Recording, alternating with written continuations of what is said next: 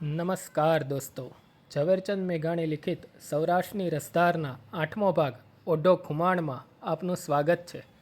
અંસોદર ગામની ડેલીમાં ચોપાટની કોર ઉપર બેઠા દરબાર ઓઢો ખુમાણ દાતણ કરે છે. પ્રભાતમાં કરણ મહારાજનો પહોર ચાલે છે. બરાબર એ જ ટાણે પરગામથી કોઈ એક બાઈ પોતાની સાથે એક 15 વર્ષના કિશોરને આંગળીએ વળગાડી ડેલીમાં થઈને ગઢની અંદર આવીને ઓરડે ચાલી ગઈ. ભગાડેર ઓઢા ખુમાણે આ અજાણ્યા પગલાં ઉપરથી વહેમાઈને પોતાના ચાકરને કહ્યું, જાઓ તપાસ કરો, કોણ મહેમાન આવ્યા છે. ભગો ડેર ઓઢા ખુમાણનો વફાદાર જોધો હતો. ઓરડે જાય ત્યાં તો નવા આવનાર બાળકને આઈ પોતાના ખોળામાં લઈને બેઠેલા છે.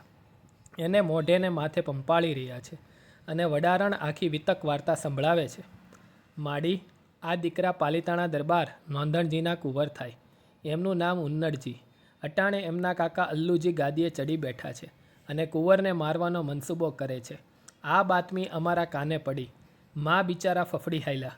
દીકરો કોને જઈ સોંપવો? અલ્લુજીની ધાકના માયરા કોણ સાચવે અને પૈસાને લોભે દગોય કોણ ન રમે?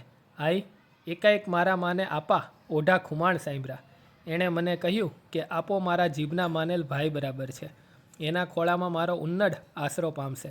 જા જટ આપાને સોંપી દે. વીરને કહેજે કે બોન ઓળખતી પાળકતી નથી તોય ભાઈ કહીને ભાણેજના રખવાળા ભળાવે છે. વાત સાંભળીને ઓઢા ખુમાણના ઘરવાળા બાઈનું અંતર ભીનું થઈ ગયું. ઉન્નડજીને હૈયાસમો દાબી લીધો અને પાછું વડારણને પૂછ્યું, તઈ બાપ તમે એકલા કાં આવ્યા? માને કેમ ન લાવ્યા? અરે રે આઈ, મા તો અલ્લુજીની કેદમાં કહેવાય. જરાક જાણ થાય તો અલ્લુજી નીકળવા જ છે ને આપે. હું તો અધરાતે આ દીકરાને લઈને જ છાનીમાની નીકળી આવી.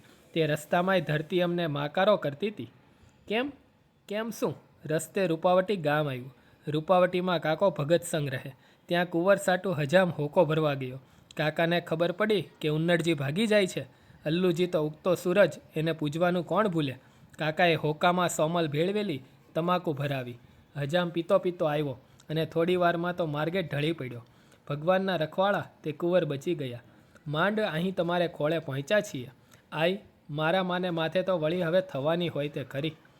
ભગા ડેર આઈએ કહ્યું, કુંવર ઉન્નડજીને ડેલીએ તેડી જાઓ અને કાઠીને કહેજો કે આખ્યુની ઓળખાણ વિનાની રજપૂતાણીએ વિશ્વાસે વીર પહલી માગેલ છે. સાચા ધરમ ભાઈને શોભે તેવું કરી દેખાડજો. દાંતણની ચીરોને ધરતી પર મેલીને મોઢું ધોઈ જેમ ઓઢા ખુમાણે ઉગતા સૂરજ સામે હાથ જોડ્યા અને સ્તુતિ કરી કે ભલે ઉગા ભાણ, ભાણ તું હારા ભામણા, મરણ જીયણ લગમાણ, રાખો કાશ પરાવત. તેમ કુંવરને આંગળીએ વળગાડીને ભગવો ડેર ચોપાટમાં આવ્યા. ઓળખાણ આપી અને વડારણે કહેલી આખી વાર્તા વર્ણવી. તેમ તો ઓઢા ખુમાણની છાતીમાં ગર્વભરી ભક્તિ ઉભરાઈ. એ બોલ્યા, આવ બાપ ઉન્નડ, આવ તને પાલિતાણાની ગાદી ઉપર બેસાડું. એમ કહીને કુંવરને પોતાના ખોળામાં બેસાડ્યો. એ વખતે ત્યાં મહેમાન બનીને આવેલા એક ખુમાણના મોંમાંથી અટ્ટહાસ્ય નીકળી ગયું. ઉન્નડજી તો કૂદીને ઓઢા ખુમાણમાં ખોળામાં ચડી બેઠો. પણ ઓઢા ખુમાણની આંખ મહેમાન તરફ ફરી. એણે પૂછ્યું, કેમ મેરામભાઈ, તમારા હસવાનો મરમ શું છે? મરમ બીજો શું? તમારે કહ્યો કાંઈ ત્યાં ખોળામાં પાલિતાણાની ગાદી આવી પડે છે? ઓઢા ખુમાણ, એ તો એમ બોલાય પણ ભાઈડા હોય તે વિચારીને બોલે. ઓઢો ખુમાણ જરી ઝાંખા પડ્યા. પછી કડવો ઘટડો પીધો હોય તેમ બોલ્યા, ખરું છે મેરામભાઈ, લ્યો ત્યારે આ ખોળામાં જ ઉન્નડજીને બેસાડી રાખી પરબારા પાલિતાણાની ગાદી ઉપર ન બેસાડું ત્યાં સુધી આસોંદરનું પાણી હરામ છે. એમ કહીને પડખે પડેલા લોટામાંથી અંજલી ભરીને નીચે ઢોળી. ચોપાટમાંથી ઊભા થઈ ગયા અને હુકમ કર્યો, લાવો મારી ઘોડી. ઘોડી ઉપર બેસી અંગે હથિયાર ધરી ઓઢો ખુમાણ ચાલી નીકળ્યા. ખોળામાં કુંવર ઉન્નડજી બિરાજે. પોતાના 12 ગામની અંદર સંદેશા પહોંચ્યા કે 100 ઘોડેસવાર આવીને આજ રાત મને 5 તોબાના પાદર ભેગા થાય. એ પ્રમાણે 1200 શસ્ત્રધારી યોદ્ધાના ઘોડા આવીને 5 તોબરામાં હણહણી ઉઠ્યા. રાતને ત્રીજે પહોરે ચીબરી બોલી. એ ચીબરીની ભાષા પારખીને સાથેનો સુકનવાળી મેર બોલ્યો, આપા જો અત્યારે ઘોડા ઉપાડો તો સુકન કહે છે કે એક પણ યોદ્ધાને એક છોય ફાળ પણ ઈજા નહીં થાય. વિના જખમે પાલિતાણું લેવાશે. ફોજ ચડી મૂકી. પો ફાટતા પાલિતાણાને પાદર પહોંચ્યા. દરવાજો ખુલ્યો કે તરત જ તમામ પાલિતાણાની અંદર પેસી ગયા અને ધીંગાણું આદર્યું. રાજના અમીરોએ, પ્રજાજનોએ અને સૈનિકોએ ઓઢા ખુમાણના ખોળામાં ઉન્નડજીને બેઠેલા દીઠા એટલે તમામ ખસી ગયા. તમામ સમજી ગયા કે આ યુદ્ધ સ્વાર્થનું નથી, પોતાના બાળ રાજાના હિતનું છે. કોઈએ સામા શસ્ત્ર ન ઉગાયમાં. પણ દરબારગઢની ડેલી પર કેસરી ભાથી નામનો એક રજપૂત પોતાના 80 ઘોડે સવારો લઈને સામે ઊભો રહ્યો. ઓઢા ખુમાણે એને બહુ સમજાવ્યો, કેસર હું પાલીતાણાના ધણીની ખાતર આવ્યો છું. મારે પાલીતાણાનો દાણોય ન ખપે. તું ખસી જા. આપા ઓઢા ખુમાણ, આજે આ બુઢ્ઢા દાંતની અંદર અલ્લુજીનું અન્ન ભર્યું છે. હું રજપૂત છું. એક ભવમાં બે ધણી નહીં કરું. કેસર ભાથીએ આવો જવાબ દઈને અવતાર દીપાયો.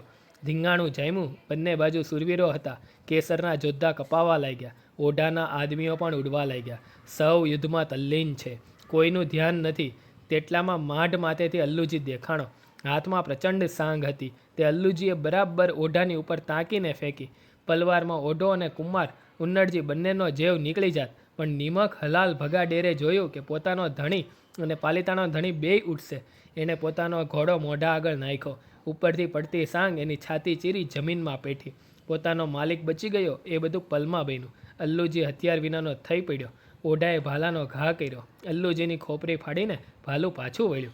એ જ દિવસે દરબાર ભરીને ઓઢા ખુમાણે કુંવર ઉન્નડજીને પાલીતાણાના તખ્ત ઉપર બેસાડ્યો અને બંદીજને ઓઢા ખુમાણને બિરદાવ્યો કે ઘાટોડે ઘડિયો તુને લૂણ તણા, માટી આઈએ માણા એથી જ હુતી ઓઢિયા.